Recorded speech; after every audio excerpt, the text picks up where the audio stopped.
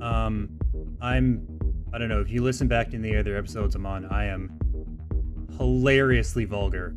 Yeah. No, I listened to some, but I just want to make sure I didn't want to get in trouble as like the new guy coming in and Yeah, no, doing something Fucking absolutely. Tony, come on, man. Keep it PG, bud. There's a rule that newbies can't say swears. Oh, yeah. Watch your fucking language. All right. On my virgin ears. Yeah.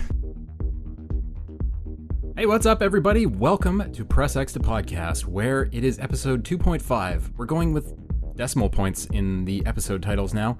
And it's the week of September 30th, 2019. Video games are most definitely here. And to talk about video games with me, I'm your host. I'm Paul. I've got James Paley. Hello, everybody. And Tony Bay. Hi, thanks for having me. Tony, you came out of nowhere to be the third rotating chair that we absolutely needed tonight. Perfect. I'm glad to be here. I got a lot of stuff to talk about, and especially this week as well. Yeah, I heard you have some spicy opinions. Yeah. No, I don't know when we'll get to that, but we're all talking about Goose Game, and the spicy opinion is more on Code Vein. But yeah, there's some problems that bugs me with that game. Yeah, I know James has some thoughts about Code Vein as well, so we'll definitely get to that. But James, last time we convened, you talked about wheat. Can you tell me about a different grain this evening? Pick rice.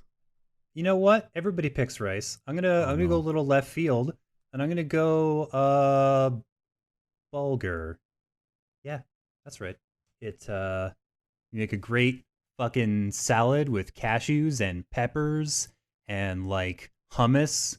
You can chow down on that shit. A little cooked and soaked bulgur. It'll set you right. That's right. You know what they say, man. Get vulgar with bulgur. Yes, that's exactly correct. I've actually never heard of this grain. How's it spelled? Like Bulgur, I think. Don't quote me on that. What am I, a fucking thesaurus? Neat. It's basically just it's in that quinoa. Okay. Yeah, do you throw it in salads and stuff? Yeah. Salad grain. Yeah, off-brand barley. Mm-hmm. Cool. I'm all for that. All right, that's good. So there's our weekly food minute. Thank you, James. Let's move on to video games. Okay. Who has played video games? I played one or two. I finally got my time with Sayonara Wild Hearts, and I loved it so much. Every bit as magical as you wanted. Oh my god, yes. It's a short game, but every track is beautiful and fabulously composed. They got 4 small artists, I think, together to make a fucking supergroup for this game, and they all work together just absolutely beautifully. The graphics are delightful, and it gets difficult at a pace I'm pretty okay with. Unless you want perfect scores, in which case the game will beat you mercilessly about the face and neck until you are unconscious, which is fine. Nothing wrong with that. But looking at the look of it, it kind of reminds me of Jet Set Radio. Yeah, if it was a more straightforward, more abstract. Yeah, whereas Jet Set Radio's takes place in a sort of larger world in a series of stages. This one's just a straight on rails rhythm game. Although they still manage to change up the environments and the challenges they're facing. One of the stages takes place inside a I thought it was going to go into a virtual reality stage, basically, because this person puts on a VR headset and you're like, oh my god, we're going to fight in VR. But instead, I was transformed into a game cartridge, which is plugged into the side, and the entire fucking stage was played out on the screen of this little VR headset. There was no full zoom in to change the world. It just got really up close to this person's face, and everything happened on this headset. It was genius. Wow. It just constantly mixing it up and being unexpected. I love when games do that. Yeah. The soundtrack is in heavy rotation on my Spotify playlist and will be for some time. I'm kind of disappointed. It's on Switch, PS4, and Apple Arcade. Those are like things I'm not on. I have an Android phone and I only have a PC, so Oh yeah. one day. Of Tony, those man, things, you just gotta wait for Apple Arcade to come to Android. Yeah, or is there a thing that I can do? Is there like can I jailbreak my Android into into an Apple phone? Probably not, right? considering that it's basically like the Netflix of games, it would have to be some hacker man level Yeah, wizardry. I don't know how to code. Yeah. Yeah. Well, Also- I'm sure we'll get it working. Yeah, one day. One day. So, next on my list, or the other thing, was I played the DLC for Rage 2 that just came out, Rise of the Ghosts. I had honestly no idea that there was DLC for that game. Yeah. Okay. How do you like the base game? The base game is fun. I really enjoyed it. However, something about playing DLC made me like the base game less. Oh no. Yeah, Hmm. because like the DLC sucked a little bit. Okay. It- Right, it's It started good. The story's okay. The new enemies are fun. They give you a motorbike. It's great. It's very fast, very dangerous. There's a weapon I never found because fucking like you just have to wander around the entire map and check every spot, and then maybe it'll be there. And then Right. and then one of the little question marks you find is probably going to be the weapon. But like so many places I went to on the map were like they were nothing. You just went to a spot and you found 2 storage boxes and a fucking data pad. And it was like, great, you're done this location. I'm like, sweet, why am I here? Like, I could have just not done this, and you could have just not done this, and you could have just made the existing locations better instead of padding it out with 15 more that all sucked so hard. Right, there's so much yeah. collectible hunting. Is that what the entire game feels Yeah, like? like there was good parts and good spots, and the story was cool, and the story section was great, but I blew through it in like 3 hours. And I was like, hey, it turns out I forgot to get the weapon. So on my hunt to find it, I discovered that like a third of the fucking map markers you unlock are just nothing. It's just a vantage point with like 2 storage boxes. That's literally it. No enemies. It's completely fucked. Right, it's not even rewarding to go for like scavenger hunts. No, I gave up. I was like, you know what, fuck it. I mostly finished it. I finished the story. It's fine. I like to call that the Gears 5 effect Yeah. because the open areas in that game are filled with, well, not even filled. I mean, there are a few little side areas that there is literally no point to. And yeah, why are they there? Why You know, bother? actually, I haven't played too much of Code Vein yet. I only played last night, and I feel like that game kind of has that as well. Right, it's like a Souls-like, and in Dark Souls and stuff like that, you explore these areas and you get really cool treasure out of them. Usually like a new armor, and it's like Fashion Souls is like the Right. best Souls. But in Code Vein, usually the stuff you get are like those like consumables that you almost never ever end up using that just stacks in your inventory to like Mhm. 99 times. Those are kind of the stuff that you end up finding if you do kind of go into all the nooks and crannies in Code Vein. That's kind of a disturbing design trend if that's the way we're going with games. Because Well, I don't It's need like more reward pointless things to exploration, do. but they reward it with like not enough. Like it's just kind of boring stuff that actually kind of discourages you from exploring once after a while. Yeah, well, I don't need more things to do. I need more meaningful things to do. Exactly. part of that problem is that Bandai Namco's games are bad a lot of the time. Yeah. No, I If agree. it's You're not wrong. if it's done in that like beautiful empty anime style, it'll look great, it'll feel okay, and it will not be fun. I've played a bunch of those RPGs from them, and most of them feel very samey and very surface level. Yeah, like the Yeah, I content like in their those fighting games just Yeah. like, flows in one ear and out the other. There's absolutely nothing to them. There's nothing memorable. Even the fighting games, if you've played one, you basically never need to buy another one. You've got it. You have it. If you have one of the Dragon Ball games from fucking the PS4 era or whatever, you don't need another one. I was thinking like Super Budokan 2 or whichever the Super Nintendo one. Yeah. Right, but they do have like a different like franchise. Like, so they're like Soul Calibur, which feels completely from like Tekken, which completely feels from Dragon Fighters Z. Yeah, what they call it. but those are more like games that they sort of absorbed and took under their wing. Like Dark Souls Souls, is like, they didn't really. I mean, yeah. Dragon Ball Fighters Z is developed by ArcSys, so yeah, that's definitely not developed by them. Oh yeah, no, that's two different animals. Not even close to the same thing. Yeah, just published by them. Yeah. Mm-hmm. So if I was going to buy a Bandai Namco fighting game, which one should I buy, James? Find a balance between new and cheap. So get one from this generation, but it's like on sale for 40 or 50% off. And that will pretty much get you the most bang for the least buck. And it will play the same as basically all of them. Jump Force is free next month. Does that count? Yes, that hits both markers. Well, perfect. That's the best of all worlds. And you can't go wrong with free, right? Yeah, most of the time. So, Goose Game? I mean, Goose Game. We're going to talk about Goose Game, but I want to get the one thing out of the way first because I know Goose Game is amazing. Okay. Something that is maybe a little less than amazing. I've been playing some of the Tom Clancy's Ghost Recon Breakpoint open beta. It's a little bit of a mouthful, and all his titles are. Yeah, I mean that sure is a Ubisoft game.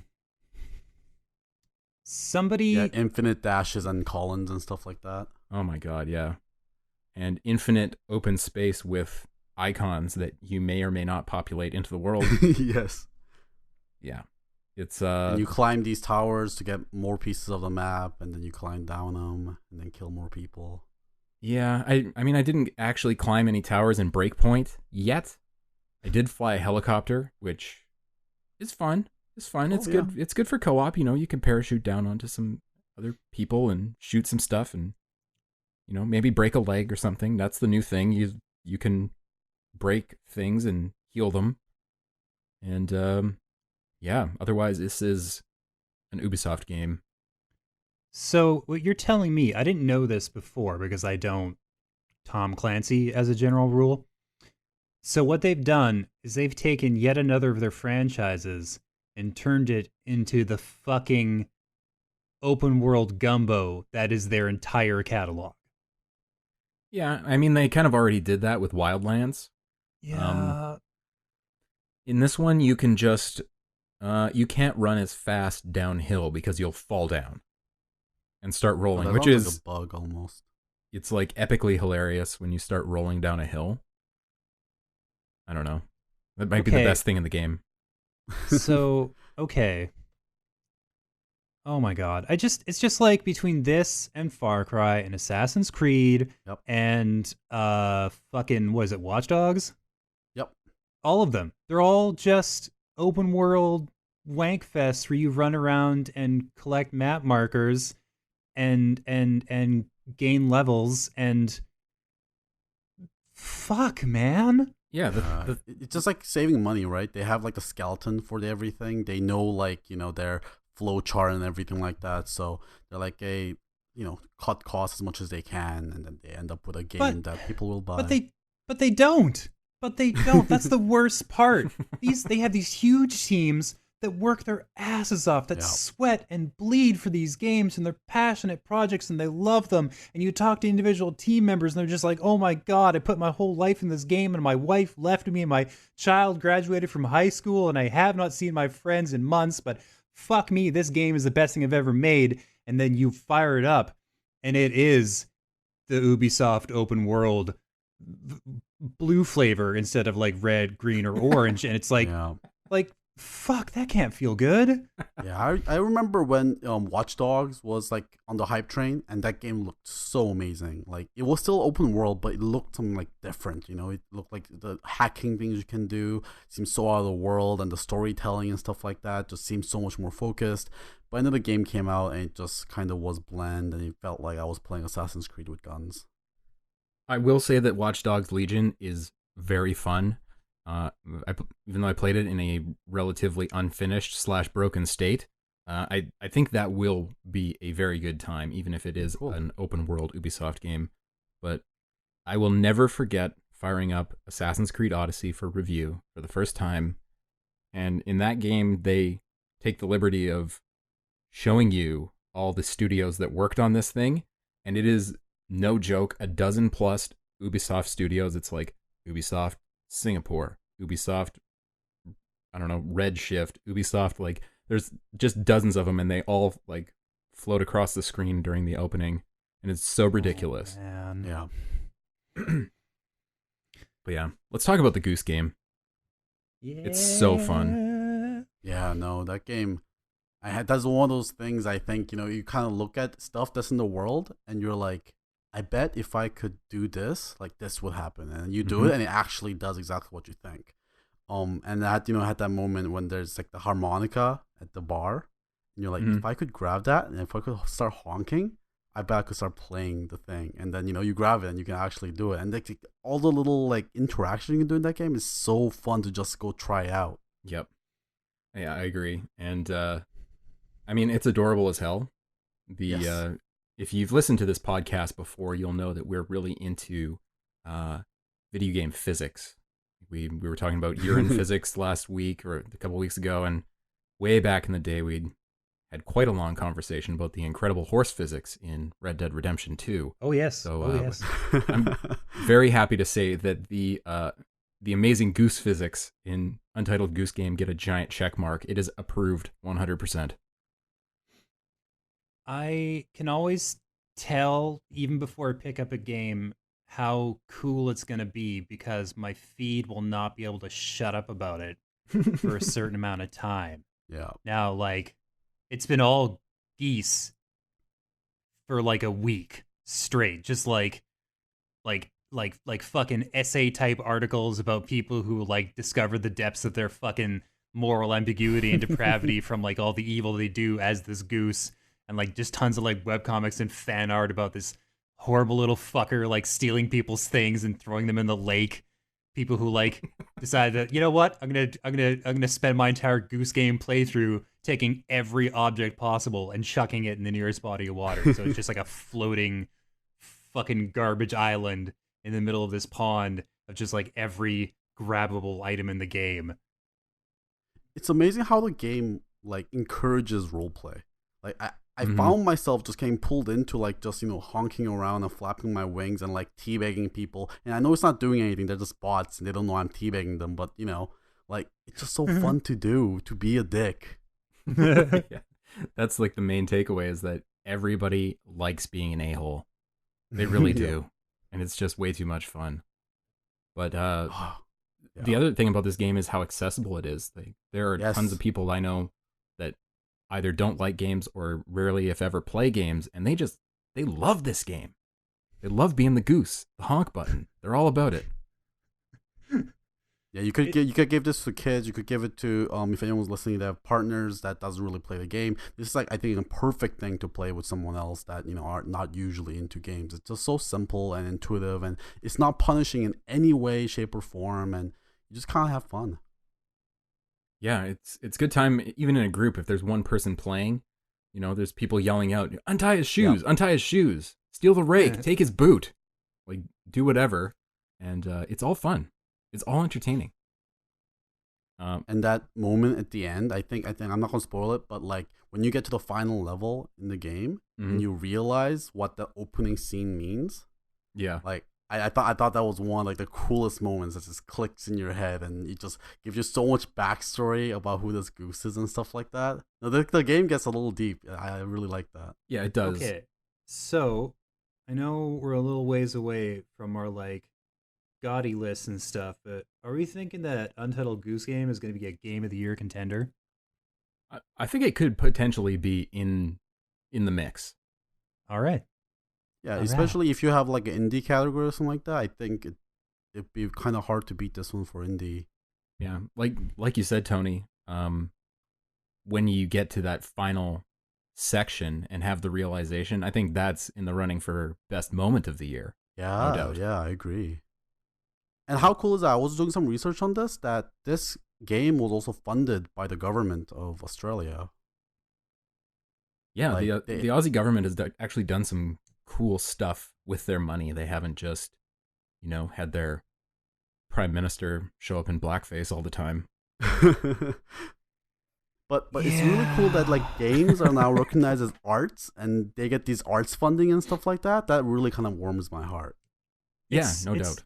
It's really interesting because Australia is like worldwide famous for having the strictest censorship board, Yes. like basically in the free world, and like on the flip side, they do stuff like this. So I don't know. I guess pick your battles. I don't know. Yeah, instead of making a game that had a bunch of bobs all over the place, this is just has a button to unfurl your wings instead. Yeah. And it turns out that's pretty good. And then you think the button's useless, and then you get to the bar and you actually get to do stuff with it. I think it's really cool. Mm-hmm. Yeah, it is a great game and absolutely worth the cost, no matter what platform you're playing it on. Yes. That's right. You just said you only have PC, so you played it on PC, Tony. Yep. I got the key for the. It's right now only on Epic Game Store, so that kind of I was trying to stay away from that, but I guess it kind of broke my cherry just to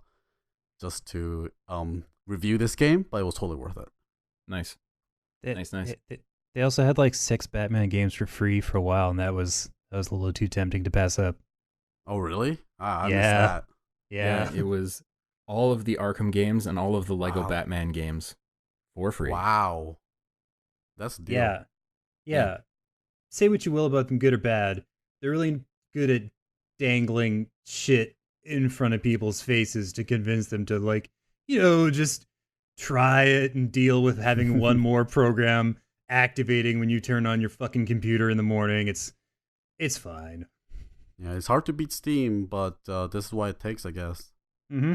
I mean, give them credit for having an amazing business plan, because obviously they know that the Fortnite gravy train is going to run out at some point, and the cash flow into Epic Games is not going to be quite what it used to be.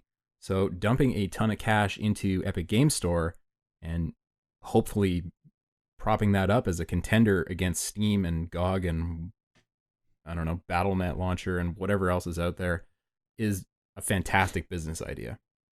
Yeah, I agree. Code Vein / boy. Tony's Spicy Salt Fest. That's what I have in the doc. Okay, so I am like a Dark Souls shill. I mean, I don't think that's pretty unique for like a game reviewer that likes Dark Souls. Oh my god. But like I go around like playing as much Dark Souls clones as possible. And this Code Vein is at the same time the most blatantly trying to copy Dark Souls. At the same time, doesn't really realize what made Dark Souls really great in the first place. Before I hate on the game too much, the game is actually fun to play. The playing is good, and then playing with friends is good as well. Mm-hmm. But the story, I think, is the thing that really gets me. Go on. So, like, if you guys know the story of Dark Souls, it's kind of subtly told, but you're this like nobody. There's so many undead, and all these undeads are trying to make this journey into trying to stop the curse of the undead, right? So they can finally have peace. Mm-hmm. And it's really subtly told, and you're told to be a nobody, just one of them, and one of the undeads will make it. But in Code Vein, from like minute 0, everything is telling you are so special. You're like nobody else. You have the power of like these, like, to change your form, and everyone is looking up to you. And it's just like it's stereotypical shonen anime. Yeah.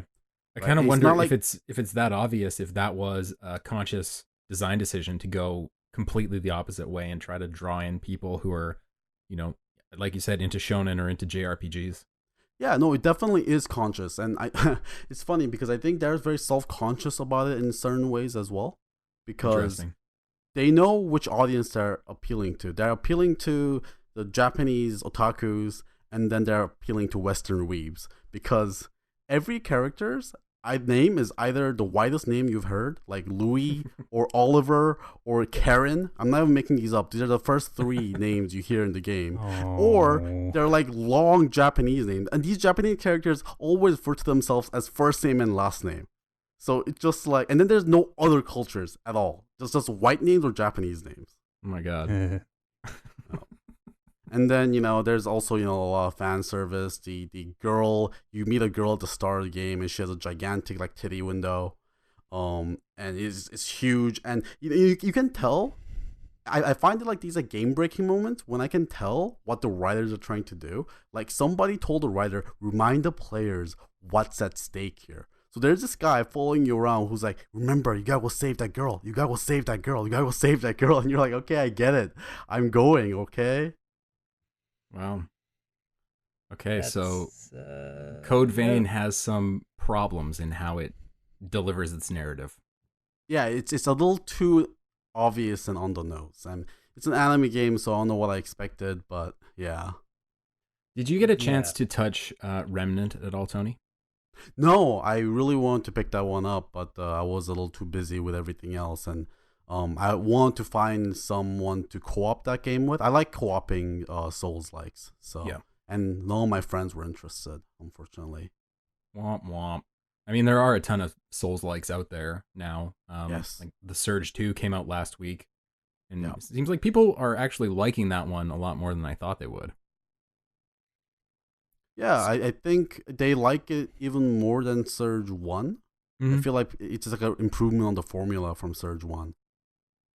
Yeah, I wouldn't mind trying that. I'm not huge on Souls games. I played a whole bunch of Bloodborne. Bloodborne's sick.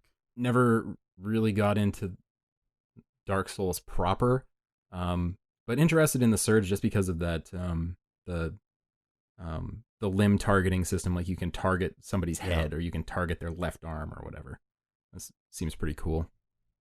Yeah, and then I think Neo is another one. I think Neo 2 is coming out soon. Mm-hmm. That's the samurai one. Oh, of February course, or there March. was the other one, the Sekiro as well, which was actually made by FromSoft. So Yeah, that's a really good segue into something I wanted to talk about, which is how absolutely shameful my pile of shame is right now. It is so bad. I went through a list of, I keep a list of kind of notable games to remember what I should play before Game of the Year, or what I should bring up with other people before Game of the Year. And there's a good 20 games on this list that I probably need to play before December. Oh, but how? But when? You're not like a fucking time wizard or something. How are you going to even begin to manage that? Like, I mean, you guys tell me which ones of these I can cut out. The RA2 Cool. remake. okay. RE2 remake. If you liked old Resident Evil, I think it's a must play. Like Yeah. if you're the survival horror type of guy, it's such a good game. Yeah, I feel like that one could be in the running for like my top spot if I play it. Okay. What else you got? Kingdom Hearts 3. I can't say on that one. I'm probably just I going to mean- skip that. Yeah, it's fine. All right, I'll skip that. Sekiro, like we were just talking about. Yep, you should. I mean, we don't like Souls games, so and it's Souls games. If it's like if you don't like it and if it's not really made for you, it can be really, really time sinky because it takes so long for you to grind through the game. So maybe not if you're tight on time. Yeah. There's a little indie game called Hypnospace Outlaw that I really wanted to try. Yeah. Oh my god, that one's also on my list. Yeah. That was like way back in March or April. One of us fucking has to play that game, man. Yeah, I don't think it's a long one, so that one would probably get done. DMC5, didn't touch that one. I'm pretty bored with that style of game in the first place. Like I got a little bit of that in my early 20s, those kinds of games, and I was just like, cool. I never need to touch any one of these ever again. Yeah, All right. spectacle fighters aren't really for me either. All right, striking it from the list. Thanks, guys. SteamWorld Quest. I haven't heard of it. Oh yeah. It's like a SteamWorld Dig RPG with like cards for a battle system. Yeah. I So- heard good things when it came out, but I know literally nothing. Yeah, like a maybe. Every SteamWorld game I've played, for whatever reason, this developer just calls all their games SteamWorld something, even if, none of them are related. So, like, SteamWorld Dig is really good. SteamWorld Heist is great. And Quest, Yeah, I guess this really depends know. on if you like card games or not. Yeah, Yeah, I don't know. I'd say maybe. Yeah. Fell Seal, an Arbiter's Mask. Mm. That one seems really long. Man, why are there all these games I've never heard of? I know, right? And- Arbitr's Mark is like it's like a love letter to fucking Final Fantasy Tactics, right? Mm-hmm. Yeah, okay. I could see that. I could see that being on your list. Yeah. A Plague Tale. Oh, that's another Souls-like, isn't it? I mean, I think it's mostly narrative Is it driven. Okay. It's like these kids trying to live through the bubonic plague, right? but there's some kind of supernatural element, I think. I seen trailers when the game was coming out, and it looked like visually super striking. Right. That was That's definitely on kinda my what drew list me for a in. while, but I completely forgot about it until you just told me right now. Yeah. I had Rage 2 on there, but James, you said that it was okay, which means I don't have to play it. I play enough I'm gonna okay play games. Rage 2 when Borderlands 3 is out as well. Yeah. Borderlands 3. It's like the hottest mess in games, Yeah. but not because it's a bad game, because they are just determined to mess up at every turn, it seems like. I mean, there's also kind of a lot of bugs. It kind of feels like they didn't really properly test the game before it came out, right? Like the optimization issues are huge as well. Hey man, it's magic. It's magic. Just listen to Randy Pitchford. Everything's magic. Ugh, you fucking bridge troll. Release a game in the unfinished state, fix it later. It's like how it goes nowadays. This is one I know I have to play. Void Bastards. Oh yeah. Yeah. That one looked pretty cool. James, I think you played this one. VA11 Hall A. Oh yeah. Like It's, cyberpunk bartending. Yeah, it's pretty breezy. It's pretty fun. Like, yeah, I really enjoyed it. It's the mechanics involved are pretty simple. It's just like a few episodes of a TV show, basically, like a short season of television. You just go through it and like learn about these people. There's some multiple endings things, I think, or like some decisions that are changed based on the drinks you make. It's pretty dope. I also think, I mean, that game made a huge splash. I mean, it's an indie game that I think that main character is now like have like figurines being sold in Japan, and she is being guest character in a bunch of other like anime gachapon games as well. So Nice. for an indie game, it had a huge influence. Damn it. All right, I'll put a check mark next to that one. My Friend Pedro. Yep. Oh, that game looks so funny. Yeah. I mean, it's also an indie game, right? So it should be a kind of quick experience. Yeah, I don't think it's too long. I was mostly sold by the presence of a giant smiling banana in the marketing. Yeah, that makes a big difference. Yeah. Yeah, you're definitely. a schizophrenic banana friend. Yeah. Let's skip down the list a bit. Astral Chain. I don't know. I haven't heard anything about it. It's probably fine. From people that have played it, they say it's the best platinum game in a while. Oh, well. I mean, it's a platinum game, right? Yeah. I mean, can it be true? Can it actually Yeah. be good, or is Should I just I mean, if people are saying play Bayonetta again? I mean, like, if it's notable in a way that like it stands out mechanically from any of them, then that in itself is enough of a novel to be worth like, investing your time, right? Yeah. I also think I've never been disappointed at playing a Platinum Games game. You never played that Ninja Turtles game, did you? They made a Ninja Turtles game? Oh my god, it's awful.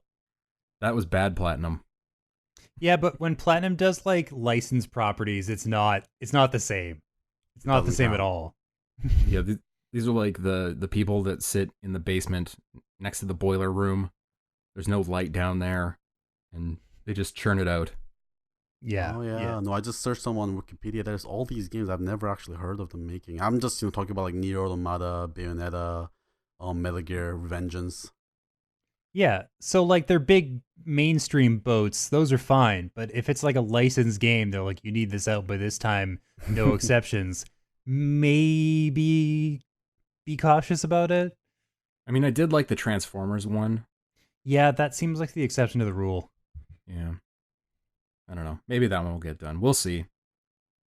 Children of Morta. Yep. Yeah, seems like a must play.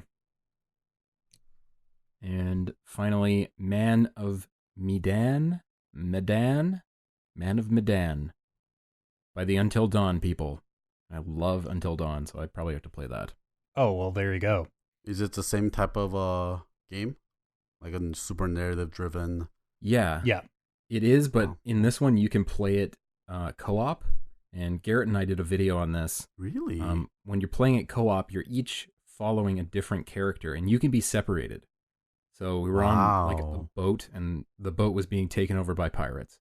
And my character was still locked in the galley or something, and Garrett's character got taken out on the deck. And neither of us realized at the time that we weren't following the same character. So the decisions we were making were affecting each other, but we weren't necessarily aware of what was happening. It's pretty cool. Oh, that is super sick. Yeah. It's a really interesting idea. And apparently this is going to be the first in an anthology of games in this style. So pretty excited for that. Okay, now I want to play that game. That's really, really cool. Yeah. I love co-op games, especially ones that does like creative stuff like that. That is not just, you got to help each other, but helping each other in creative ways that you don't expect. Mm-hmm. Yeah. I don't know. Like doing actions that you actually don't know the consequences of until you actually do it. That's really cool. Yeah, that might have been my favorite part of Until Dawn when I played that the first time. Right. Yeah. It was a trope. The whole style of the game was a huge trope and just a big send up to, teen horror slasher films. And it was self-conscious. Yeah, but it self-aware, totally rather. knew what it was. And it just self-aware. leaned so hard into it with all the dialogue, and I really like the writing and the acting and that. I think this one seems pretty similar based on the demo we played. Sweet. And yeah, I mean, that's a lot of games I have to play, guys. Yeah, Okay. that's a lot. How long you have to do it? I mean, till we have to do Game of the Year stuff, so a couple of months. Yeah. Oh, you can do it. I believe in you. But I also have to play Death Stranding. Oh boy, when is that coming out? November 8th, my friends. November Yikes. 8th. The world changes. The Kojima Piss Simulator comes out. Yes. Yes. Yeah. Either it's going to be like Game of the Decade, or it's going to be like, what the hell is this? Tony. It's gonna be both. Yeah. All right. True. It's gonna be True. It's gonna be both. That's the best case scenario, honestly. Yeah. Okay. Yeah, I can't All right. wait. So, what is in the news? We're gonna talk about some news. Talk about some game news. Yeah, we can talk about some news. Talk about some. The top thing I pulled is that, this happened since the last time we were together. It's not like hot news today, but Apple Arcade somehow pulled a complete 180 in the media. People were super down on it. They thought it was gonna suck, but it turns out it has like 50 to 60 extremely cool games on it for next to nothing per month. Damn. Yeah, I'm looking at the list, and like I know Sega put out a couple of brand new games for it, which is awesome. Like there's another Choo Choo Rocket, which is fucking great. Yeah. And then like what is it like shit, what was the second one they did? There's Choo Choo Rocket and oh my god, this is gonna drive me crazy. Um oh my god, I'm never gonna figure this out. You'll get there. Oh, yes, Or Sonic Racing, Choo Choo Nice, Rocket, nice, Sonic Racing, and just the whole list is completely nuts, and it's what like $5 a month or something. Really? $5 a month, but free for the first month. And we also talked about Sayonara Wild Heart. That's on Apple Arcade as well. It is. That's right. It is. There's a brand new Shantae game that's out on this. The sequel to Enter the Gungeon is on Apple Arcade. Exit the Gungeon. Yep. That is really cool. Which they made a 2D side scroller instead of the top down thing. Sure, it makes it easier for the phone, I guess. There's a new game from the Monument Valley people called Assemble with Care, which it seems like is basically you just making crafts, but it looks really cool. Very tactile. That's awesome. Very tactile. And the one that really caught my eye is called Grindstone, which is kind of your typical match 3 Candy Crush kind of thing, but it's also a dungeon crawler. And because it's part of a paid subscription, it's not tied up in freemium bullshit where it's not like nice. Yeah, so there's not like the same like grind for stamina and like make sure you can fucking keep playing, just have to pay a little bit of money, you know. It's nothing like that because it's all, I mean, it's possible that they're going to need like 1 billion people to subscribe to this thing in order to like pay the developers long term, but for now they're like coming hot out the gates and it's looking like it's going to be a big fucking contender in the gaming market, which I did not expect. No, not at all.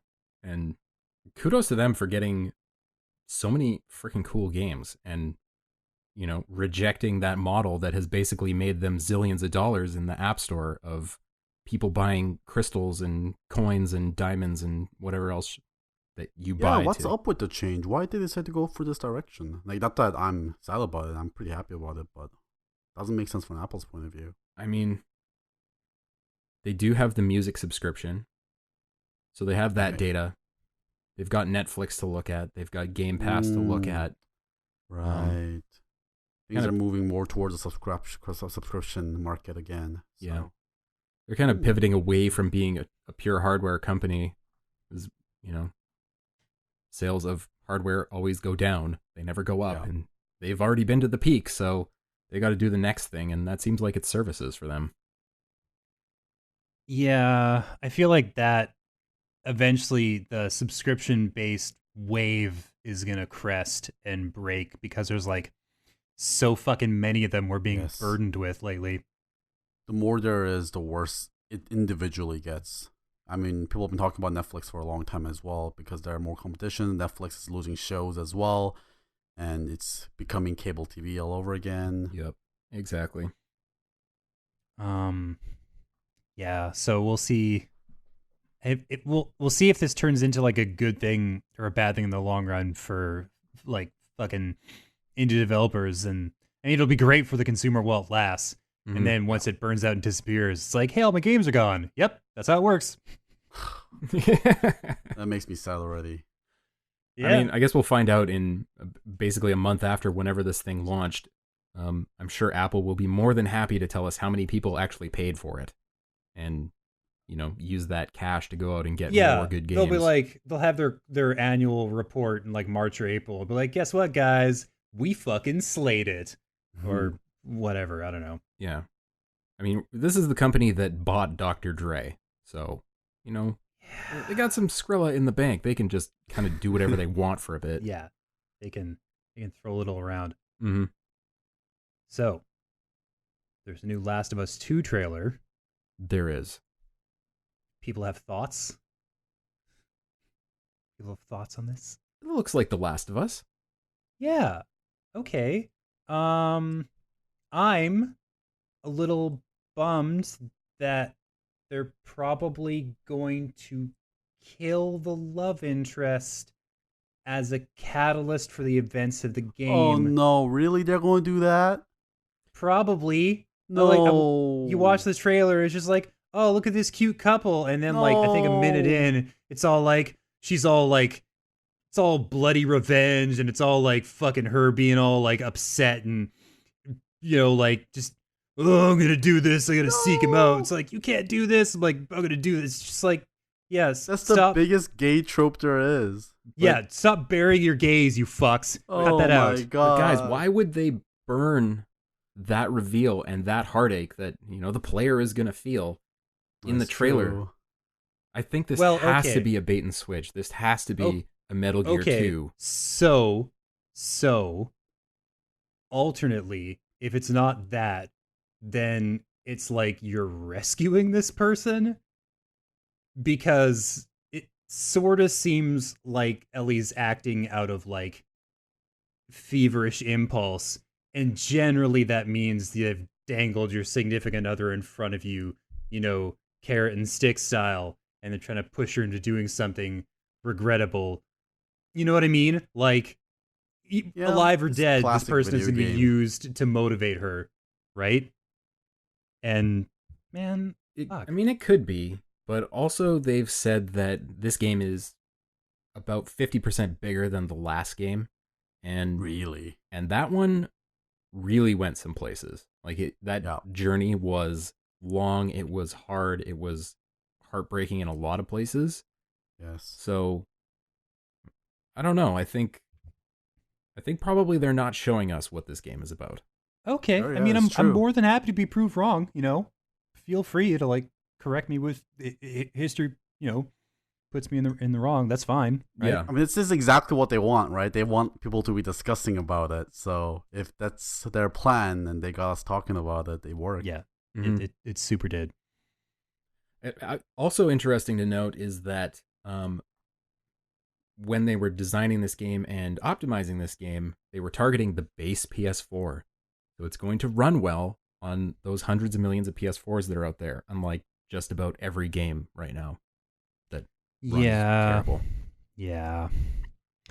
I think developers are kind of caught in a bit of a tug of war where they want things to like look good, win the console wars, but also that's just like a really difficult task to succeed at generally, and especially if you're developing it for more than one console, then it's probably going to run like badly. Like, it's basically just the PlayStation exclusives that can run really well on PlayStation hardware. Mm-hmm. Everything else has at least a few kind of hitches in its stride, so to speak, and especially with more people developing for the Pro and people looking ahead to like the 5 or whatever the fuck, it's going to be even harder to find something that runs at all on the base system going forward. Yeah, that's true. Yeah. I mean, we're just at the awkward stage, right? We're close to rotating out, and new gens should be coming out pretty soon-ish, and all the game developers want to be developing for the next gen, but they can't, and yeah, it's in a hard spot, especially for console devs. It's kind of been a weird year because there's been a lot of really, really great games and a lot of big games, but it still kind of feels like things are winding down. There's a lot of devs that we just kind of didn't hear from this year, or didn't hear anything about what they're doing. And I mean, clearly that's for whatever they're going to show for PS5 and Xbox Scarlet? Yeah. Is that what's again? Yeah, Scarlet. So assuming anybody goes to fucking E3 next year, it's going to be maybe a good show. Yep. I heard that it's like the push towards like influencers and, you know, that aggravating shit we've been seeing for the last couple of years. Apparently there's like internal fucking design documents going around suggesting they're going to ramp that shit up like crazy for E3 2020. Yeah, I can see a lot Makes sense. of sites and bigger players in the media space just saying, not coming, send us a build if you want us to play it. Yeah. And that's it. But yeah, we shall see. Also in the speaking of that social media stuff, I'm really interested in how well these generation consoles are going to do like streaming and stuff like that, because they did that obviously somewhat with this generation, but it's not really at the level that's satisfactory right now. You definitely have to get outside equipment if you want to stream. Mm-hmm. Well, but I'd be really excited if they could bring that up to be able to just streamable with just having the console. So I did play with Microsoft's thing xCloud at E3 this year, and it's pretty good. Like, I played Halo on xCloud on a phone, and it was pretty good. Like, you could tell that it was streaming, but it was perfectly acceptable for lining up headshots and things like that. Yeah, and it's like pretty early days, so presumably optimization and whatnot means that they can get it even better. And it seems like, to answer your question, it seems like the next generation of consoles is going to be more about speed and performance rather than like breaking graphical barriers. So there's probably going to be a lot of room for like optimization of stream decks and like social integration and shit like that than there was in the previous generation, which was already pretty good but could have been better. I think if they're going to perfect that or like move towards it, it's going to happen this time around. A lot of the devs I've talked to, their thoughts on next gen are less on the graphics side, like you were saying, James, and more on the processing and CPU side of things. Because the processors in the Xbox One and the PS4 are pretty slow. They're basically, cheap laptop processors, and these newer systems are going to be way faster on the CPU side. So what we're probably going to see streaming is one, stream capabilities, but also greatly enhanced AI capabilities. So what's going on within a game or what enemies are capable of doing, that stuff is going to evolve by leaps and bounds when these new consoles come out. I didn't even think about that, but that's really true. Mm-hmm. It's gonna be very exciting next year. Not that it's not exciting this year. It's pretty exciting because we've also got a new Star Wars game coming out this year. Yes, that's right. I was gonna say Death Stranding is happening in November 8th, but also generic Star Wars game that's coming. That'd be cool. Yeah, they dropped a new trailer for that, and it looks better now. It looks a little better. Was it actual gameplay footage, or was it just like, here's some story? There was some story beats, but there was also some stuff that was pretty clearly gameplay, pretty much what we were seeing earlier this year. It looks a lot faster. Looks like they've taken out a lot of that clunk we noticed when we saw it earlier this year. That's pretty important. And I mean, I hope they know what they're doing. I hope they know what they're getting into. I hope they like. I hope they're coming fucking strapped, okay? Because like it's basically coming out the same month as like Pokemon and Death Stranding. So unless they're like bringing the fucking heat, that game is gonna die in the water. Yeah. Yeah. What platform is the Fallen Order going to be on? Is it on everything? The usual. Yeah, everything except Switch. Yeah. Right. Yeah. And I mean, graphically, it's extremely impressive. Yeah, no, for sure. I'm kind of excited about actually getting a new Star Wars game that is not really based around the movies. Mm-hmm. I kind of going back to the time of KOTOR and stuff like that. That's kind of like where I really fell in love with Star Wars games. So that's what I'm excited about the Fallen Order about. Yeah. I mean, I hope it's going to be good. What they showed earlier this year seemed pretty boring and by the numbers. Like, it's a little bit of a Dark Souls ripoff, a little bit of a, I don't know what else ripoff. Every action game is a Dark Souls ripoff nowadays. Yeah, it seems like it. Yeah. But, talking to the people from Respawn, the game is kind of more of a Castlevania kind of thing. Oh. And they didn't show that, or they didn't reveal that as well as they maybe could have. So I think there's more depth to it than we have seen. And So like hopefully it's good backtracking, depth. gaining new powers, getting new access to new places, stuff like that kind of Castlevania. Yeah. Yeah, if you're gonna emulate the fucking all-time classics, better to do so in a way that lets players mess around with and explore an ever-expanding world, right? That like gets bigger the more fucking skills you unlock. Which, I mean, that like anything like that that lets your player base experiment with like breaking the rules of the game, so to speak, is gonna resonate. People are gonna love it. Yeah. And despite how many bridges Star Wars has burnt lately, people still love lightsabers. They wanna slice things up with lightsabers. And I mean, no matter if the new stuff, however you like them or dislike them, like the old stuff is still there, right? That's like the beauty of, you know, these older games and older, you know, movies that's not on a service or anything like that. You can always go back and experience that magic again. You know, Yeah, I absolutely. recently went back and just watched, you know, the first Star Wars, A New Hope, and that movie still holds up to this day. It's such a beautiful and well-made movie, and you can just watch that just by itself. It's actually quite self-contained as well. I was very impressed. Yeah, that's a really good point. Okay. We kind of touched on Castlevania, and tangentially related is Bloodstained, which they've announced that they're finally going to fix on the Switch. So, if for people who are not caught up on this little news cycle, Bloodstained Ritual of the Night came out like June 16th. Sorry, yeah. So basically, right after E3, they released this game for as many platforms as they possibly could.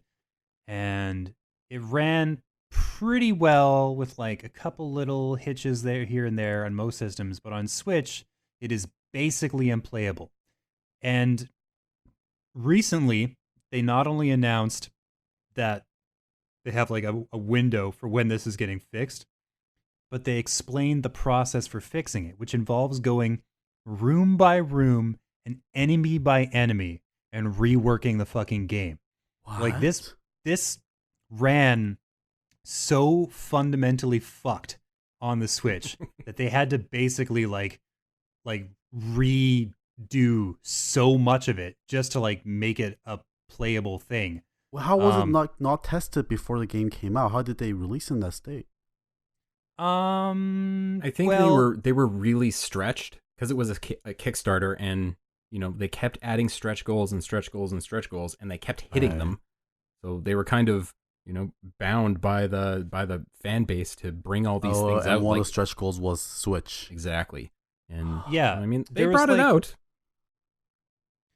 Because like Vita and Wii U were also on the list of consoles that was going to come out for, and they had to eventually drop those. So like presumably there was like months or weeks or years of development time dedicated to those ports that just nothing came of it. Right. And so like dead consoles. Yeah, and so for every console they had to drop, that means there was a certain amount of time they weren't spending on the Switch, which is weird because it, from what I understand, is like a pretty easy system to develop for, because it's just an NVIDIA Shield with like Nintendo proprietary shit like baked on top. Like it's not anything weird or like unusual or like complicated. It's like an indie dev's fucking dream for producing content for. And so the idea that they had to spend like 6 months fucking cracking away at this in order to make a functioning version of their game is a little baffling. Yeah, I guess they must have just fundamentally not thought about this platform whatsoever in the design phase. And when the development team found out it needed to work on Switch, they were not pleased. Yeah. Yeah. And I mean, like, so many of the like the Kickstarter updates over the years, whereas like I think one came out in 2019 that was like, hey, guess what, guys? The graphics don't suck as much anymore. It's like those things we worked on for 3 years, we've reworked all of it, and like it's just I bet the fucking stories that are gonna come out about the development of that game and the aftermath are just gonna be unreal. Yeah. Like, and Koji Igarashi is undoubtedly a complete madman. yeah. So, you know, Like, he's one of those auteurs. I can't believe they made a game as good as they did, given the trouble they had in the development process. Like how did they produce something decent with all the like the shitstorm of problems they had. You know what I want to see? I want to see a bunch of the Japanese auteurs unite in a super group and create a super game. I want Kojima. I believe that's what you call too many cooks. I want Suda51, and I want Swery. I want all 4 of those guys to make a game. It would be probably unplayable. Yes. Absolutely. I mean, it wouldn't even come out. Like, those guys would just get into a fist fight before they can actually release anything, because they would just like, I want to go this way, I want to go that way, and no one is going to be able to agree with each other, and then, they're going to be pulling the team apart to work on their own separate parts. Tony, I don't need excuses. I just want you to make it happen, man. Yeah, the product they produce would be a series of trips to the hospital. It would be, it get a lot of coverage, a lot of acclaim, good reviews, but like, yeah, that'd be it. Oh, man. Well, on that note, I think we've come to the end of this episode of Press X, the podcast, episode 2.5 for September 30th and the week of 2019. Guys, you have anything you'd like to say before we end? Play the Goose Game. Yeah, play the Goose Game. Put those AAA titles aside for a little while. Spend some time as a horrible goose. You will thank yourself for the opportunity. And absolutely hammer that honk button. Oh, yeah. Yes. Everywhere you go. Never let up. Get a macro key. Just on the honk button. It literally never gets old when people are surprised as you honk at them. It's great. Yes. And they drop whatever they're carrying, and they just like freak out. They look at you and like, what? You did this again? How could you? Hold on, let me put up this sign that says no geese. That's a good running theme. Then let me grab it and drag it into the river. Yeah. All right, James, Tony, thank you very much, guys. Thank you, everybody, for listening. This has been Press X, the podcast. I've been Paul. I've been James. You've been what? I've also been here. Oh, you've been James? I've been James. Tony, who have you been? Tony, I think. Oh. Yeah, okay. Well, it's Paul, James, and Tony signing off. See you later, everybody. Peace out. Bye. Bye-bye.